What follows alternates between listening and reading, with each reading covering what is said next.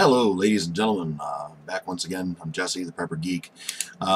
Just wanted to kind of do a quick little video. I've just been watching a bunch of videos on YouTube and, just doing, my whole morning prepper thing, I guess. I tend to do that once in a while.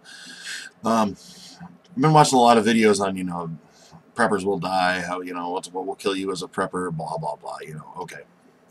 A lot of these videos do raise some valid points, but I think a lot of them really miss a couple of the key points that I firmly believe in, and as such, I'd kind of like to share those. So really, what can kill you as a prepper when shit hits the fan?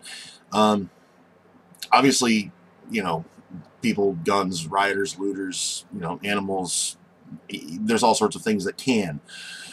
These are the things that internally that you yourself can control and eliminate that have the potential to kill you, but you overlook.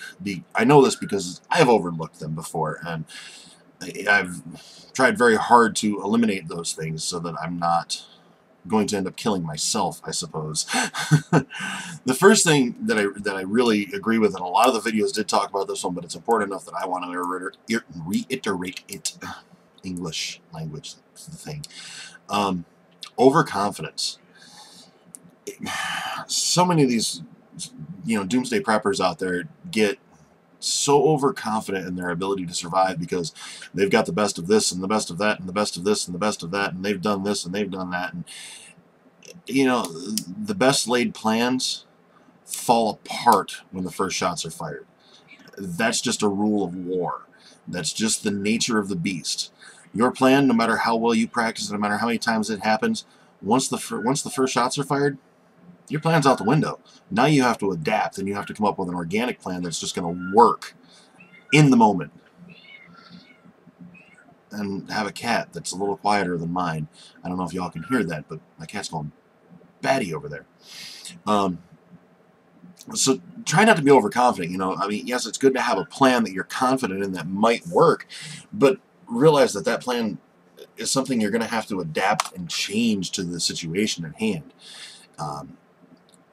Always be willing and ready to change and adapt at a moment's notice. That's part of being a soldier, part of being a warrior, part of being prepared, is being willing to adapt and change your plans based on the situation that you find yourself in. If you can't do that, you'll try so hard to stick to this plan that you've figured out that you will kill yourself doing it. Honestly, it'll happen. I can almost guarantee that. It's a terrible fate, but if you're not prepared to adapt and your plans aren't fluid enough and changeable enough, they're going to bite you in the ass every time. Another thing, and this comes in with being prepared and being adaptable and being changeable, I suppose, is the I read it on the internet mentality.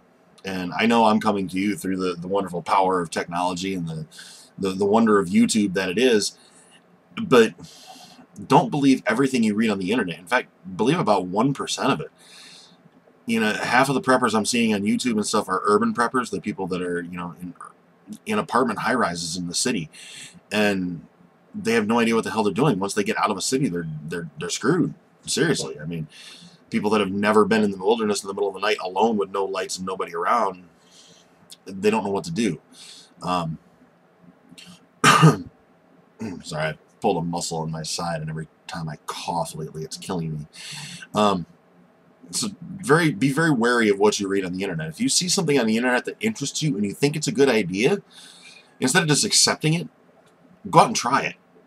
Put it into practice. See what happens with it. See if it works. Change it to suit you, because you're an individual. I'm an individual. As preppers, what works for me probably isn't going to work for you, and what works for you isn't going to work for the guy down the street.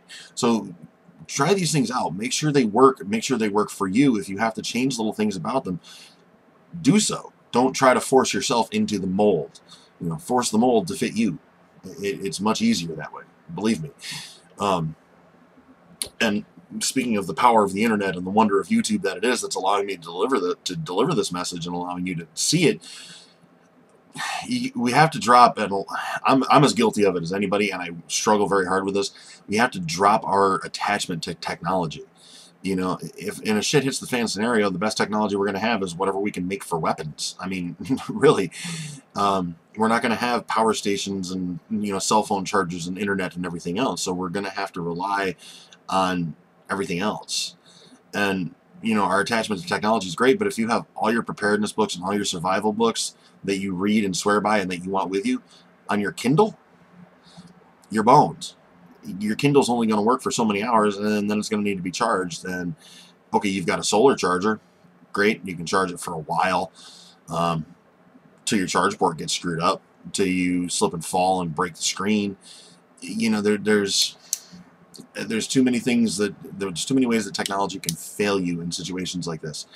You really have to drop the attachment on technology and get back to, you know, brass tacks and just you know, become old school.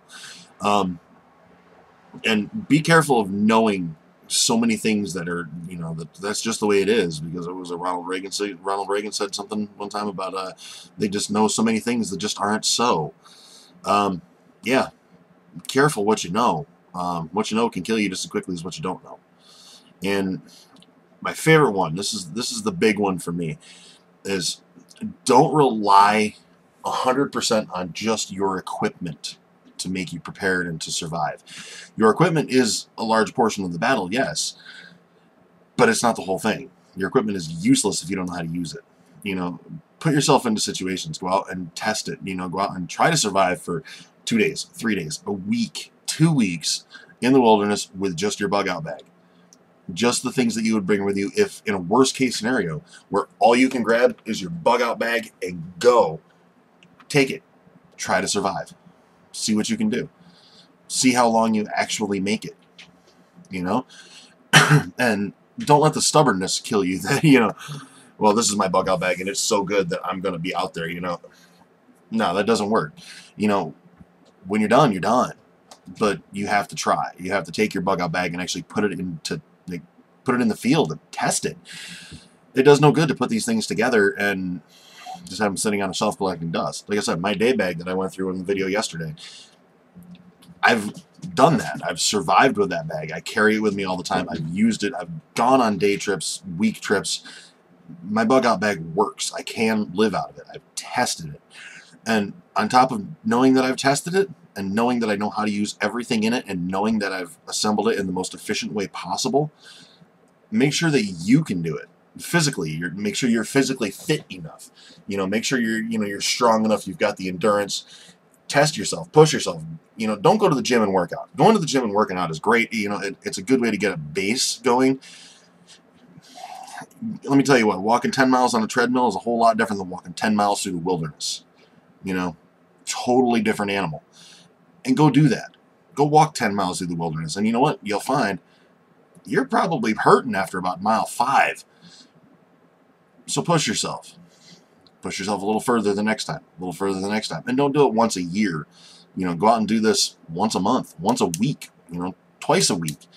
You know, do it as often as you can to get in the best physical shape that you're in and condition yourself physically and mentally to be able to do these things. And, you know, learn how to use all your gear. Learn how to use your environment. You know, what plants can I use for cordage if I don't have any cordage? What plants can I eat? What plants can, you know, what plants can kill me? What trees are best for shelter? You know, what are the migration patterns of, you know, deer and bear and elk or whatever animals you happen to have? You know, how do I spot a game trail? Learn bushcraft, but do it old school. Don't sit on the internet and read a book and think you know it. Go out and do it. Best yet, if you can, find somebody that can teach you. Find somebody older, somebody that's done it. You know, I was lucky in my situation. My grandfather taught me a lot. My father taught me a lot. Even my mother and my grandmother both. You know, I come from a very long line of woodsmen, you know, bushcrafters. And they've handed down all that knowledge to me so I can put it into practice. I can use it. I can't teach it. I can't. I'm terrible at it. I have no patience for teaching. But I can do it. Make sure you can too. Otherwise, you're going to wind up killing yourself in a you know, scenario where you need to survive.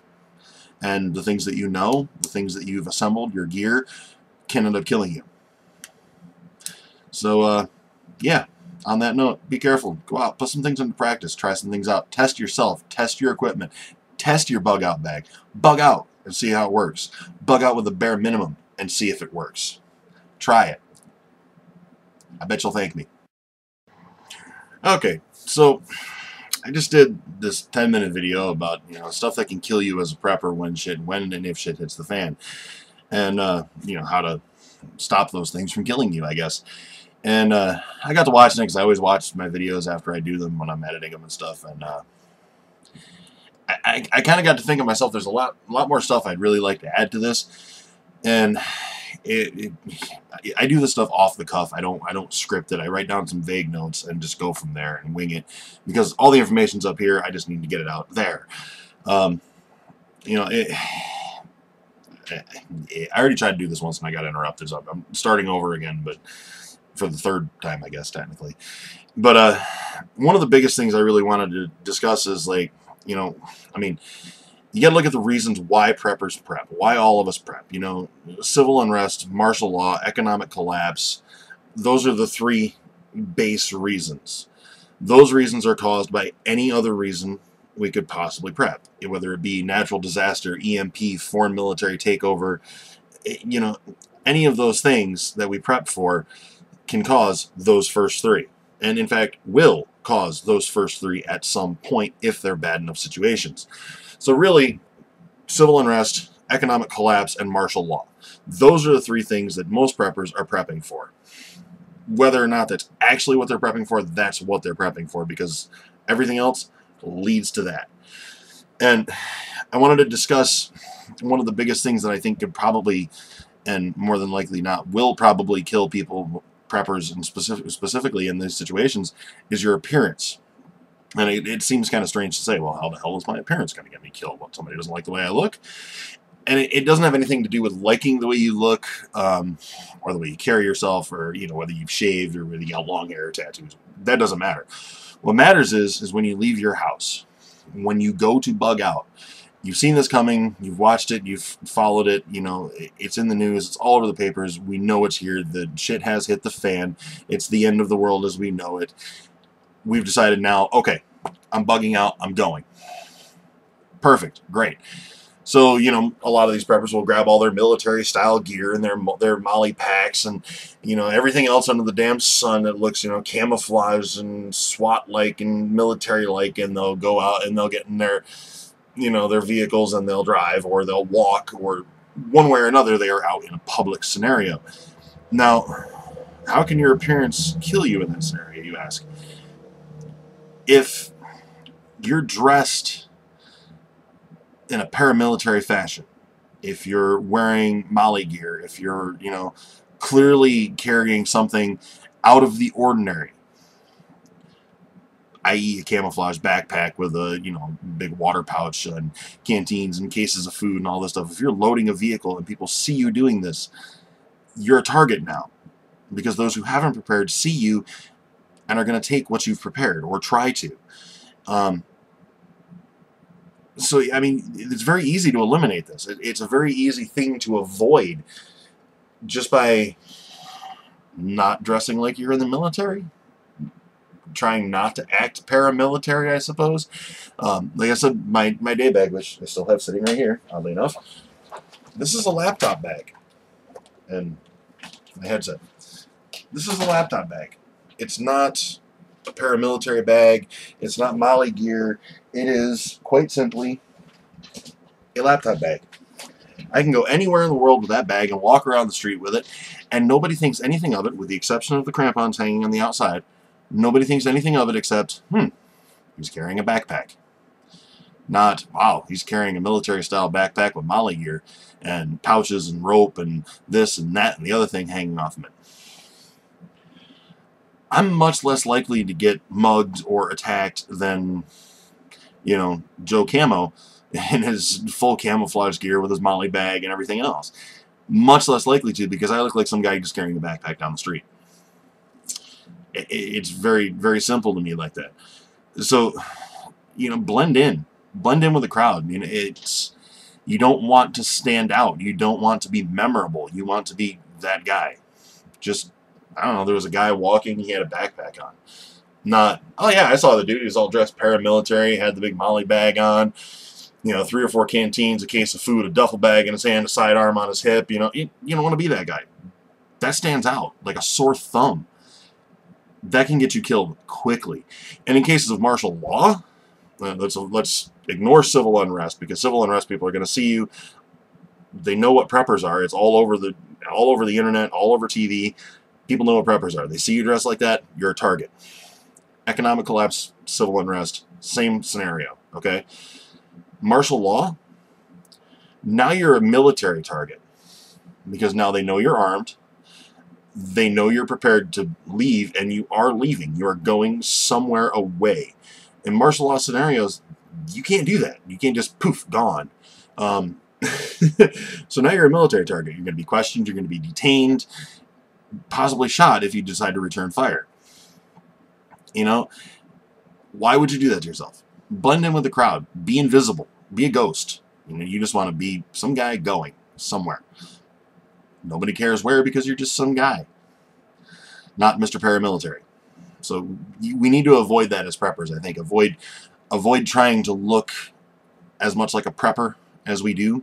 And I've seen this addressed in a couple other videos as well, as who you tell, who you talk to, who knows you're a prepper, who knows what you have for preps. Be very cautious about that. The only people that know me personally, know where I live and what I do and who I am, that know that I prep and know what I have for prepping, are very, very close friends that I would trust with my life in any situation. Not my neighbors, not the guy down the street, you know, very, very close people that I would trust implicitly under any circumstances. They're the only ones that need to know, because they're also prepared like I am, and we're all meeting. We have a plan, sort of. And the more people that know, the more risks you take. You know, 2 people can keep a secret as long as one of them's dead. That kind of theory. So we really need to get away from this paramilitary style prepping that we've all, well, most of us have leaned towards and embraced wholeheartedly and thoroughly. It doesn't work. Because any of the scenarios that we prep for, like I said, EMPs, natural disasters, tsunamis, earthquakes, typhoons, whatever you may be prepping for, you know, a plague of locusts, it doesn't matter. They all boil down to civil unrest, economic collapse, and eventually martial law, if they're not controlled quickly enough. So plan everything like you're planning for martial law, like you want to get out of Dodge when martial law hits, and you'll probably be fine. I mean, you know, you can prepare for an earthquake all you want, but it's not the earthquake that you have to prepare for. You have to be somewhat prepared. You have to have, you know, an earthquake-proof shelter, or have a plan to shelter in place while the earthquake is happening. But once the earthquake is over, it's the consequences of the earthquake that you're actually prepping for. And it's very easy to lose sight of that. So the consequences, the activities and the actions and the circumstances that are going to occur after your end of the world scenario, that's what you have to be prepared for. And being prepared by looking paramilitary and thinking you're going to walk down the street and nobody's going to notice you doesn't work. People will notice you. It stands out. Now, look at me. Black t-shirt. I got to stand up. Hang on. Black t-shirt, blue jeans. I blend in anywhere. I have work boots on. I don't have, you know, tactical style jungle boots. I have work boots, blue jeans, and a black t-shirt. If I'm bugging out and it's cooler, I'll bring a coat. You know, yeah, I'll have my backpack. Whatever I don't need to carry like that needs to live in my truck in a discreet location that's not openly visible. That's the easiest way to do it, because chances are, in any scenario except an EMP, I'm going to go get in my truck and I'm going to go. EMP I won't, because my truck's fuel injected. I don't have a Faraday cage garage yet. And it's ready to go. If all my other gear is in it and I have my day bag, I'm good to go. Nothing looks out of place. I throw my backpack in my truck like I do every day, and I go. None of my neighbors would question it as an unusual activity. Nobody would see it as strange and out of the ordinary. It's just me doing what I normally do. And that's really how you have to prepare yourself to prepare, I suppose. The pre-prep. Yeah. Just plan to be normal, or at least look like you're being normal.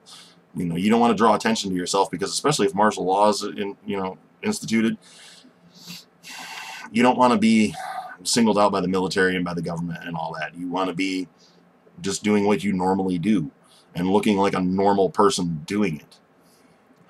So try to blend in. Try to drop the Molly gear. Try to drop the the camouflage paramilitary look, and just get some normal clothes that are suitable to your environment. Other things that I've seen that I probably should have mentioned this last time. These aren't necessarily things that can kill you, but these are things that will definitely impede your progress and impede your survival to a certain extent. And if you can increase your survival probability by 1%, you should. Because every 1% of survival probability is one step closer to surviving longer. Right? I mean, granted, on a long enough timeline, everybody's survivability drops to 0, but we're trying to get that timeline to be as long as we can. And the way you pack your bug out bag, or in my case, my day bag, can have a lot to do with that. And your careful selection of gear and what you put in it can have a lot to do with that. I watched the video a little earlier. I don't remember who it was, and I don't want to call him out on it anyways, because it's not what I'm here to do. Guy was going through his bug out bag, which there's like 4 million of those videos on YouTube. And this guy had, let's see, he had the pocket knife that he carries every day. Okay. He had a Gerber multi-tool.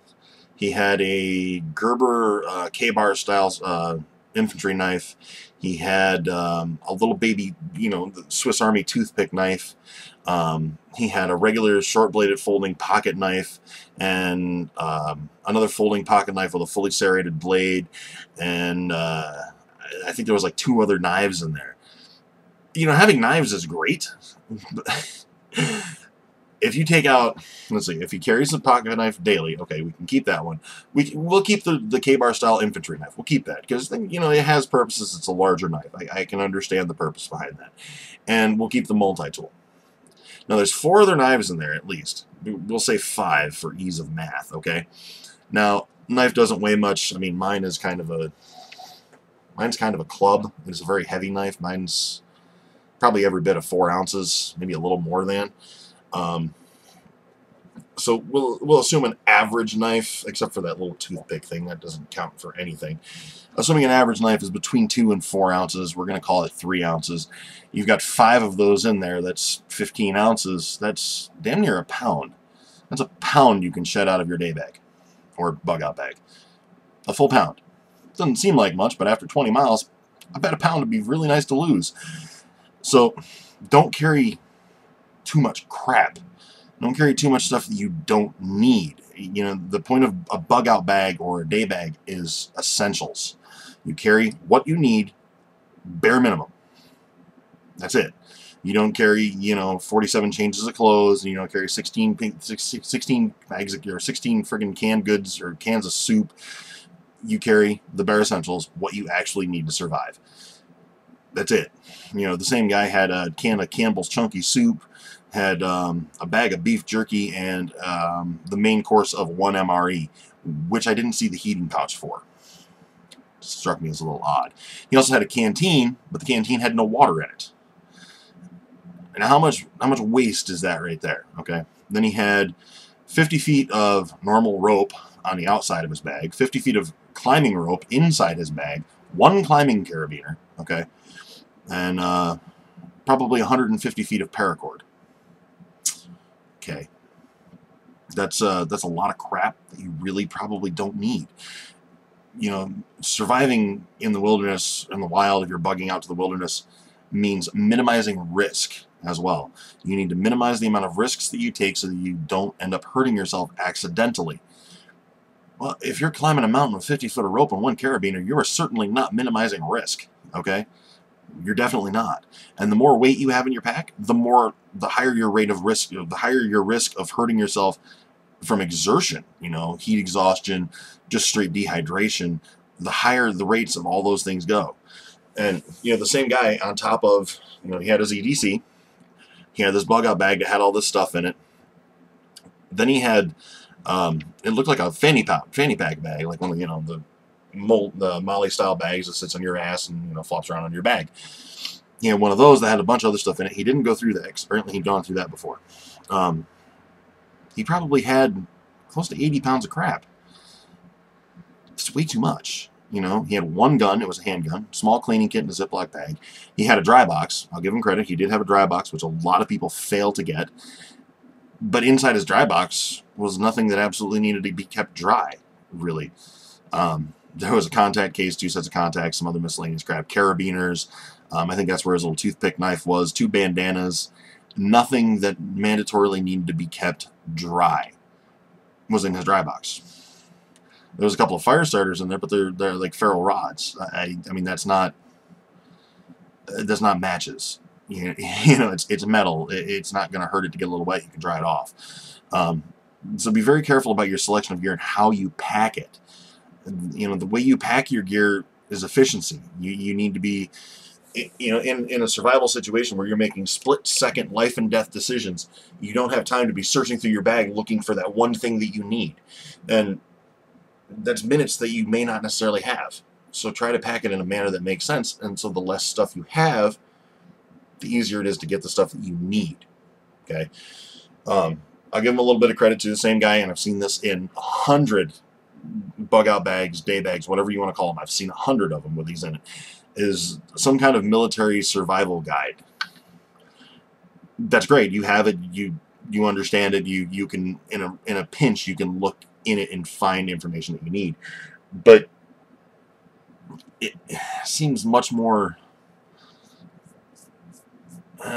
efficient, much better to me to read it to the point where you memorize it, to read it to the point where you know it, take it out with you when you're not in a bug out situation, and practice it. You know, look up something. Oh, I want to build a shelter. Okay, pick a shelter, build it, build it, build it, build it, build it. Keep building it. Build it until you can build it in your sleep, blindfolded with one hand tied behind your back. You need to build a different one? Do that one too. And just keep practicing. You don't just put your day bag together and put your crap in it and then just let it sit and never test it, never use it, never practice any of the skills. Never read a book and go, oh, okay, I know what all that's about. Oh, I guess I can go get a cup of coffee. Don't do that. That's terrible. It's a terrible idea, and it can kill you. You know, just because you've read the book doesn't mean you know it. I've read a lot of books. There's a lot of things I don't know that were in those books. You don't know it until you do it, and do it, and do it, and do it. Practice makes perfect. Complacency, on the other hand, makes, well, short timelines.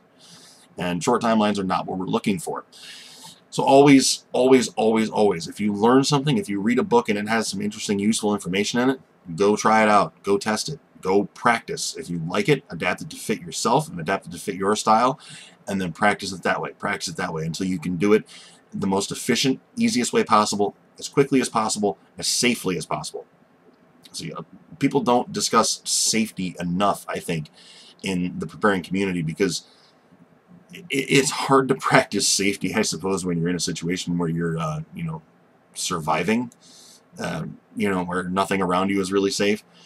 But you can minimize risk, and minimizing risk can save your life. A cut when you're camping, you know, you're cutting a branch and slice a finger, not a big deal. You clean it out, bandage it up, whatever. You know, you get to a doctor when you got some time. Shit hits the fan, end of the world.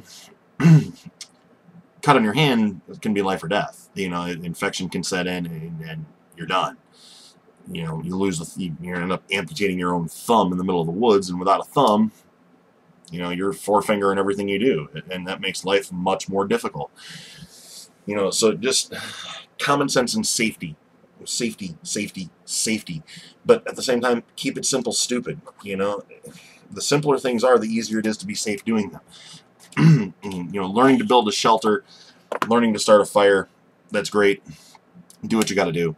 Learn it, practice it, do it in your sleep, and do multiple ways. There's never enough ways to learn to do it, because the more ways you know how to do it, the more you can combine different ways to suit a certain situation.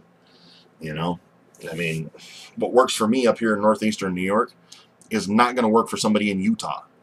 It's not. We're in two different environments. And what works for me and what works for Utah isn't going to work in Texas. You know, there's so many different variables in environment that can really bite you hard.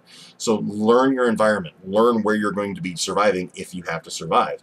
I really can't stress that enough. Your environment is one of the biggest factors in your survival.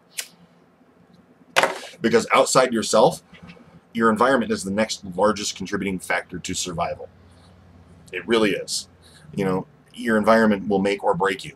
Here, I have to worry about very cold winters, sometimes cold springs and summers.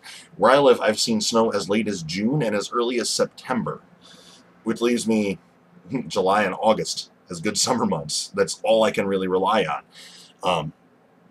Am I carrying around 800 pounds of cold weather gear? No. I know, and I've conditioned myself to survive on minimal gear. I don't, I can go outside and function when it's 20 below in nothing but jeans, work boots, socks, t-shirt, and a hoodie. I can. I've done it. I've done it all my life. I've conditioned myself to that to the extent that my body temperature is literally 1 degree colder than normal. My body temperature is 97.6 degrees almost all the time. And that kills me in the summer sometimes because I sweat like a pig, but I'd rather sweat in the summer than die in the winter from hypothermia, personally. I was going other places and I've been sidetracked now. You find, like I said, with the off-the-cuff thing, that happens all the time. But the information's in my head. I just need to, I want to be able to get it out to you. This video is already running really long as well. This video is running 21 minutes, and I already did 10 minutes earlier, so we're 31 minutes and change. I'm going to end up actually uploading this as a podcast as well, because I don't know if, I know I can upload this on YouTube, but I know nobody wants to sit on YouTube for 31 minutes, and I still have more to talk about. I'm just full of talking today. So I'm going to end up uploading this as a podcast, probably available on iTunes and Google Play Music, maybe a couple other places if I can find places to do it. And I'll probably end up doing much longer shows one time a week instead of doing all these little tiny shows all together. So they will be available that way, so you can download them and listen to them at your leisure. As for today, though, said you got to be very careful because there's so many things out there that can kill you that you don't think about, and you can't possibly at all prepare for every single scenario. You've seen my bag. It's minimal. I don't really carry much. Even my first aid kit is minimal. The only things I would like to add to my bag, one of my subscribers commented on my video for my day bag yesterday about water purification. Normally, and I did forget to say this in the video, normally I carry water purification tablets with me. I'm out of those at the moment, but I am looking into other options as well. I've got a couple of the survival straws, the life straws and stuff. I've got a couple of those ordered. I want to try them out, see which one works best. One will eventually make its way into my bag on top of the purification tablets. And that's something that for a long time I had completely forgotten about. I didn't think about, because where I live, I've drank out of the rivers and streams so much through my whole life that I don't get sick at all from it. Everybody up here talks about Beaver Fever. I guess it's a parasite you can get from drinking out of the natural streams and stuff. I've never had it, ever. I mean, I have a killer immune system anyways, but I've never had it. But that is something that if you're not prepared for, like I wasn't for a very long time, can easily turn a bad situation worse and lethal, in fact. So while you can't prepare for everything, you have to prepare for the things that you can prepare for without over-preparing at the same time. There's a very fine balance that has to be found between this is the stuff that I need, but I could need all of this stuff also, so I'm going to bring it anyways. You can't do that because you'd end up carrying 9,000 pounds of gear and need a tractor trailer to get to your bug out location. Nothing stands out more than a camouflage tractor trailer driving down the highway at 3 a.m. So, keep your gear limited, but keep it extremely useful. Find things that you can use for multiple situations, not just a single situation. And use your head.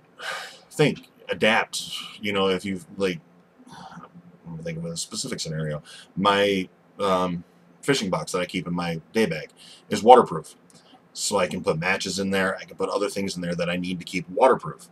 I mean, the way I keep my medications, or not my medications, my derp. I just lost it. The way I keep my 22 long rifle ammo, I keep it in the medication bottles. I'm going to put O-rings in the caps to make them waterproof. Works out great. And it takes up way less space than, this is what, pulled muscle again. This is what 500 rounds of 22 long rifle comes in. Those 3 pill bottles take up about 3/4 of this amount of space. I mean, granted, if I put the full 500 rounds out of this in there, I'd have 2 more pill bottles. It would technically take up more space, but it's more efficient space because instead of being this brick and sitting in my bag, it's now half the thickness, and I can spread it across the bag to even it out more and even the weight out. So keep those things in mind. And efficiency in packing, I guess I really can't stress that enough. If you can't get to the gear you need when you need it quickly and easily, you're costing yourself time, you're costing yourself survival minutes, technically, you know, and you need to minimize the amount of time you're wasting. Because if you need, like with me, if I'm in the wintertime here, shit hits the fan, I'm trying to get the hell out of Dodge, I'm trying to get up into the woods, into my bug out location. You know, I'm walking, I'm hoofing it, I have to cross a lake. There's a couple between here and where I'm going. If I can't take my truck, it's wintertime, lakes are frozen. I know the ice is good. We're assuming a best case scenario on the ice. I have to get my crampons on because I'm now walking on ice. I don't want to slip and fall.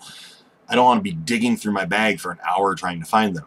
I undo the 2 clips on the front, I turn them inside out, I rip them over my boots, and I'm across the lake. That quick. I don't have to stop, unpack half my bag, pull them out, pack half my bag back up, then put them on, and then go. You know, if I'm trying to get the hell out of Dodge, somebody sees me, that could potentially mean my life. Or at least my security, or my privacy, or, you know, the security of my bug out location. I don't want that. Neither do you if you're prepping and that's what you're trying to do. So save yourself time. Be efficient. And don't carry the crap that you don't need. Because that is all stuff that will, in the end, or can, in the end, kill you. You know, I'm not saying leave everything out and carry 1 or 2 things, but find the balance by testing it. That's the only way to find the balance, is test it. And don't just test it under ideal circumstances. Don't just test it, you know, in the middle of the day when there's nobody around. Test it, you know, in the middle of the day, in the middle of the night, you know, in the rain, in the snow, in bad weather, in good weather. Test it, you know, in all circumstances so that you know for a fact that it works. You know, if you have something in there that you don't need, get rid of it.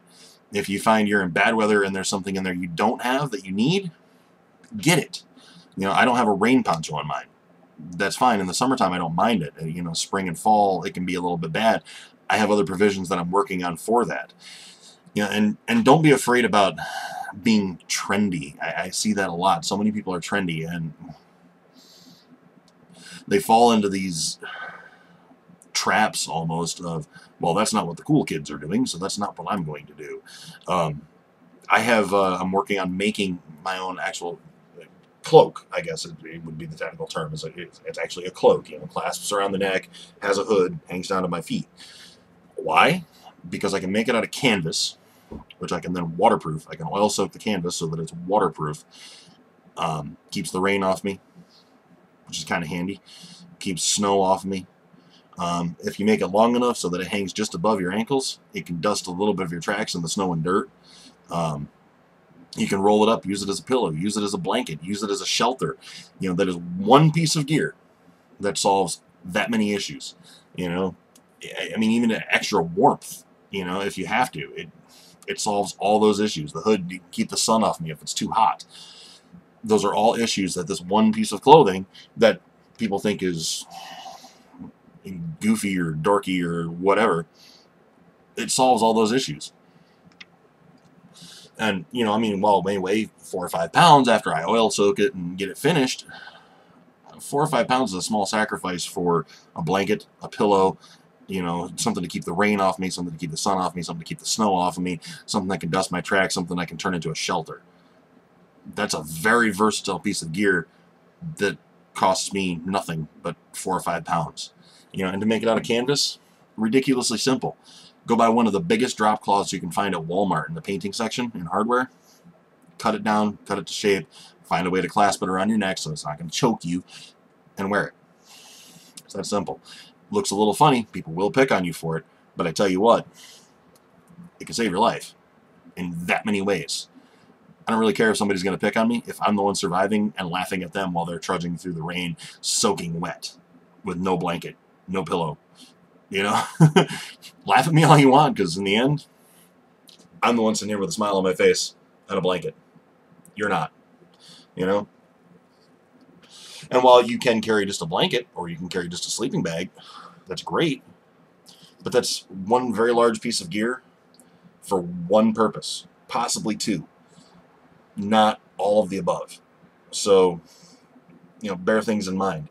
If you can make something serve multiple purposes, that's clearly the best thing to do. Serving one purpose out of one piece of gear is wasteful in a lot of ways, and waste not, want not, I guess. Man, I feel like I'm running very, very long in this, but I still have a lot of stuff I want to talk about. I know most of you are not going to watch this whole video, so I'm going to have to work on today getting this uploaded for just audio for a podcast, because you guys aren't going to sit down and watch 45 minutes to an hour of video of me ranting and raving about the stupid stuff that's out there that can kill you.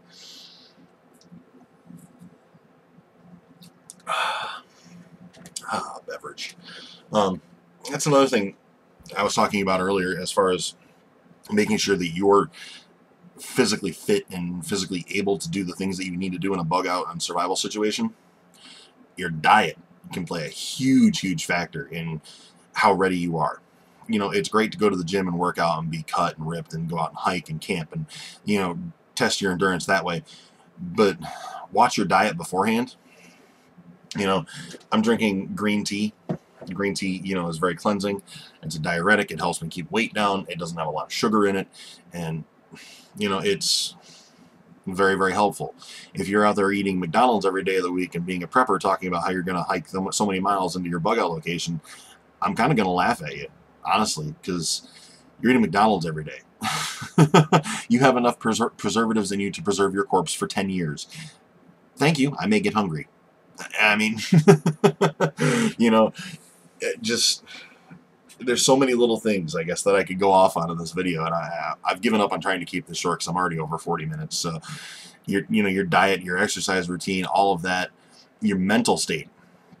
Your mental state is very, very important in a survival situation. Failure to adapt mentally and psychologically to a survival situation will kill you very, very quickly. So, try to prepare yourself mentally. At least, you can't put yourself in that scenario, obviously. But you can do things to, strengthen your mind and condition your mind the same way as you do your body. Meditate, practice Tai Chi, do something like that that allows you to exercise your mind in a way different than you normally would. Every time you do that, you strengthen your brain. It's just like any other muscle of your body. You got to work on it. Do math puzzles, do word puzzles, take up writing, do something. Anything you can to help you expand what your mind is capable of doing will help you in another situation. At least if it helps you think differently, it helps you accomplish things. Because if you can think about a problem differently, you can come up with an answer. 90, I think it was Albert Einstein said 90% of coming up with an answer to a problem is understanding the problem, not figuring out different ways to solve it. You have to understand the problem in order to solve it. So once you've understood the problem, you can solve it quickly. But if you don't understand it, if you can't wrap your mind around it, you're never going to solve it. So, that comes again back to practicing. Practice, practice, practice, practicing. God, I sound like a broken record. You can't practice this stuff enough. You can't get out in the woods and survive with your day bag for 2 days and think you're done. It doesn't work. Once a month, take a long weekend. Or, if you work a 9-to-5 Monday through Friday job, take your weekends. Leave Friday night when you get out of work. Go up into the mountains with just your bug out bag. Nothing else. Survive until Sunday afternoon. And then come home. Don't bring 80 pounds of food with you. Don't bring 100 MREs. Bring your bug out bag or your day bag and survive for Friday night, Saturday night, and part of Sunday. And don't do it at a, state campground or something where you can rent a site and hang out. That doesn't work. You actually have to go out into the wilderness to do this. There's just no other way around it. You have to. If you're not doing it, you're never going to be prepared. I can't make it any simpler than that, I guess. It just kind of is the way it is. But, yeah, I'm 45 minutes into this, and I do have a lot of other stuff that I want to talk about, but I think I'm going to save that for another long show, possibly next week. Yeah, because I don't want to make anybody sit down and listen to me talk for 2 hours about the same crap, especially since I feel like such a broken record. So, I'm going to cut this off here. And remember, guys, I can't stress this enough. Practice, practice, practice, practice. All the time, practice. You know, do it right. Make sure it works. Go through your bag. Repack your bag in a different way. Put the things that go together, together. Eliminate the waste. Eliminate the crap. Make it efficient.